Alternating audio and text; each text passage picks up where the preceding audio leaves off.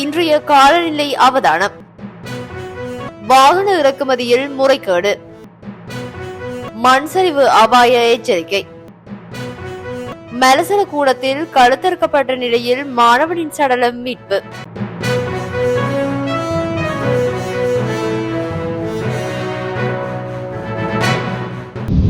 வடக்கு, வடமத்திய, கிழக்கு மற்றும் ஊவா மாகாணங்களில் சில இடங்களில் இன்று சுமார் 150 மில்லிமீட்டர் அளவில் பலத்த மழை பெய்யக்கூடும் என வளிமண்டலவியல் திணைக்களம் தெரிவித்துள்ளது. நாட்டின் ஏனைய பகுதிகளில் மாலை அல்லது இரவு வேளைகளில் மழை அல்லது இடியுடன் கூடிய மழை பெய்யக்கூடும் என திணைக்களம் சுட்டிக்காட்டியுள்ளது. இடியுடன் கூடிய மழை பெய்யும் வேளையில் தற்காலிக பலத்த காற்று மற்றும் மின்னல் தாக்கங்களினால் ஏற்படக்கூடிய விபத்துகளை குறைப்பதற்கு தேவையான நடவடிக்கைகளை மேற்கொள்ளுமாறு வளிமண்டலவியல் திணைக்களம் தெரிவித்துள்ளது. வெளிநாட்டு ஊழியர்களுக்காக மின்சார வாகனங்களை இறக்குமதி செய்வதற்கு வழங்கப்பட்ட 1000க்கும் மேற்பட்ட உரிமங்கள் கடந்த காலங்களில் தவறாக பயன்பட்டுள்ளதாக தேசிய கணக்காய்வு அலுவலகம் தெரிவித்துள்ளது. அது தொடர்பான அறிக்கை ஏற்கனவே பாராளுமன்றத்தில் சமர்ப்பிக்கப்பட்டுள்ளதாக கணக்காய்வாளர் நாயகம் WBC விக்ரமரத்ன தெரிவித்துள்ளார். வெளிநாட்டு ஊழியர்கள் அனுப்பும் பணத்தின் மூலம் நாட்டின் பொருளாதாரத்திற்கு ஆற்றிய பங்களிப்பு மகத்தானது. அதன்படி மின்சார வாகனங்களை இறக்குமதி செய்வதற்கான உரிமம் வழங்கும் முறையை கடந்த அரசாங்கம் ஆரம்பித்தது. தகுதியான வெளிநாட்டு ஊழியர்கள் இருசக்கர மின்சார வாகனத்தை அதிகபட்சமாக 25,000 அமெரிக்க டாலர்களுக்கும் 4 சக்கர முழு மின்சார வாகனத்தை அதிகபட்சமாக 65,000 அமெரிக்க டாலர்களுக்கும் உட்பட்டு இறக்குமதி செய்ய அனுமதிக்கப்பட்டது. எவ்வாறாயினும் இதுவரை வழங்கப்பட்ட 1000க்கும் மேற்பட்ட உரிமங்கள் தவறாக பயன்படுத்தப்பட்டுள்ளதாக தேசிய கணக்காய்வு அலுவலகம் நடத்திய சிறப்பு தணிக்கையில் தெரிய வந்துள்ளது. இந்த பின்னணியில் குறித்த உரிமங்களை பெற தகுதியுடைய ஏராளமான வெளிநாட்டு ஊழியர்கள் அந்த உரிமத்தை பெறவில்லை என கணக்காய்வாளர் நாயகம் தெரிவித்துள்ளார். மேலும் உரிமம் வழங்கும் நடைமுறையில் மேலும் பல முறைகேடுகள் நடந்துள்ளதாக தேசிய கணக்காய்வு அலுவலகம் சுட்டிக்காட்டியுள்ளது.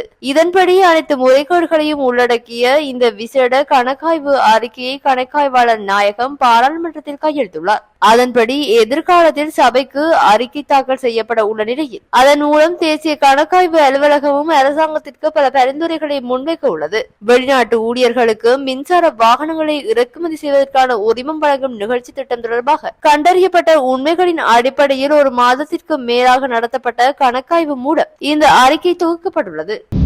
எதிர்வரும் 36 மணித்தியாலங்களில் வடமத்திய, கிழக்கு மற்றும் ஊவா மாகாணங்களில் சில இடங்களில் சுமார் 150 மில்லிமீட்டர் வரையான பலத்த மழை பெய்யக்கூடும் என வளிமண்டலவியல் திணைக்களம் தெரிவித்துள்ளது. மேலும் அந்த பகுதியில் வடக்கு, வடமத்திய, கிழக்கு மற்றும் ஊவா மாகாணங்களில் ஹம்பாந்தோட்டை மாவட்டத்திலும் அவ்வப்போது மழையோ அல்லது இடியுடன் கூடிய மழையோ பெய்யக்கூடும் என திணைக்களம் அறிவித்துள்ளது. இதேவேளை பதுளை, கேகாலை, காலி, நுவரெலியா மற்றும் ரத்தினபுரி ஆகிய மாவட்டங்களுக்கு விதிக்கப்பட்டுள்ள மண்சரிவு அபாய எச்சரிக்கை இன்று மாலை 4 மணி வரை நீடிக்கப்பட்டுள்ளது.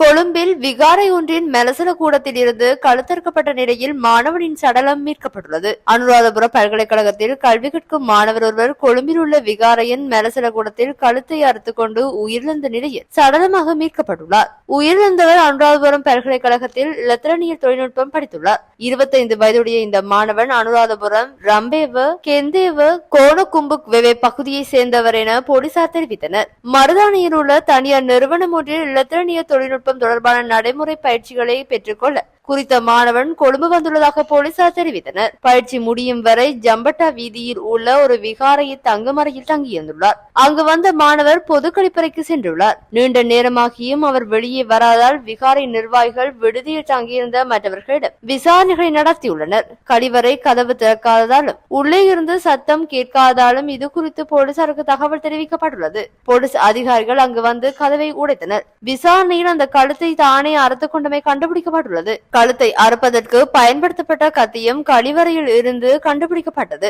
கழிவறை கதவு உட்புறம் பூட்டியிருந்தமையினால் 3ஆம் நபரின் தலையீடு இருக்க வாய்ப்பில்லை எனவும் போலீசார் தெரிவித்துள்ளனர். எனினும் மாணவன் உயிரை மாய்ப்பதற்கான காரணம் இதுவரையில் வெளியாகவில்லை.